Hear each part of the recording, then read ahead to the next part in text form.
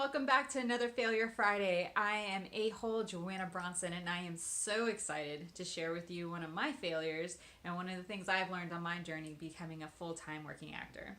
So for this, it's doing too much. I have a habit of doing too much, and I know I've talked about this in other videos. I like to say yes, and I like to do a lot because I can. I know that I have the power and the strength to do it, and I will say yes, but I am learning to relax and go a little slower, because what ends up happening is that when I do too much, the project suffers. It doesn't get the full attention. It doesn't get the full amount of attention to detail, and maybe sometimes I miss things because I'm trying to put too much in a smaller window of time, because I feel like time is infinite. So I'm going to scrunch these 20 million things into this 5-minute window. I'll share a clip with you from my college thesis, Shutters. I was an animation major for a really long time. It's still a passion of mine. I write for it and eventually want to get to the point where I'm producing my own animation films. That being said, so Shutters was a story about a bunch of cameras that I still have in development, and let's just say it was a very big learning experience, because most college theses, you would have one character, one scene to create. You'd start with concept, you build the models, you rig them to move, and then you put it all together in a short film that you animate, color, edit, sound, everything, correct? And most people, it was one or two characters, one or two scenes, figuring it out, right? I had 6 scenes, a master set, over 100 props, 6 characters, and a good like 12-page script. I know that on some level it might not seem like not like a lot, but for an animation student who only has a year to put this together, who's just figuring it out, it was a lot. And I ended up having a thesis project that was mostly in grayscale. The characters ended up being colored and textured, but the scenes themselves were all in gray because I didn't have enough time to paint all of it. I didn't have enough time to texture all of it. I didn't have it. This is me being in the lab 15, 20 hours a day for a year, on top of all my other curriculum, on top of my side job. I had several side jobs throughout college. So it's, you know, trying to have a social life, which was, you know, in between the hours of not sleeping. That's when that happened.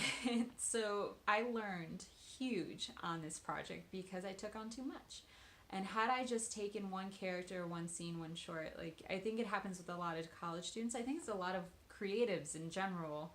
We have these magnificent, beautiful ideas, and they get shut down because we don't give it enough time. We don't realize that, you know, my talent level, my skill level is at a certain place where the project level would take a team of like 100 people to do correctly, you know? So I learned a lot in this project, because I'm going to show you a clip from it, the little reel that I had of it, so you can see what I was able to accomplish, because I am very proud of it, and it's something that I am going to develop into a bigger animation one day. But that being said, you know, it was still a little bit of a miss, because I remember my teachers, like I remember rushing to because at the end of the year you have to present your project to the entire class to show you what you did. I remember I was rendering literally 5 minutes before I was supposed to present. And I rushed in there they were calling me up to plug in my USB drive to show what I did. And I just remember thinking, like, I cannot believe I just pulled this off, that I rendered it the night before. Like, I am the queen of last minute things. And don't get me wrong, I spent the entire year working on it, but there were other things that I had to be focusing on as well, as in my final year in college. So the biggest thing is be careful how much you take on. Be realistic with what you're capable of doing, and always give yourself more time. It always takes more time. And it's not because you're deficient in anything, it's because that's life. That's because certain things, you can't just force it to be created. Some things need to be open to creation. Sometimes you need to take that time to have someone look at it and be like, oh, this edit's a little wonky. Oh, you know, this character doesn't really work for me. Why is that in the timeline? Like, I gave it no breathing room, and I took on so much that I wasn't able to accomplish the end result that I wanted. So that was my mini failure, taking on way too big of an animation project, because I thought it was going to be the bee's knees. I thought it was going to be like, oh, this is going to be the best project in my senior year, and I barely got it done. So it was definitely, I felt like a failure at the time, but now that I look back at it, I'm very proud of it. I think what I accomplished was great, and I hope you enjoy it. I hope this video was helpful to you, and if you have any questions, comments, or concerns, please leave them below, and I will get back to you as soon as I can. Thanks for watching A-Holes. Here at A-Hole Productions, we're just trying to create fun and free content for you to help you along your journey. So if you liked it, please share. That's all that we ask.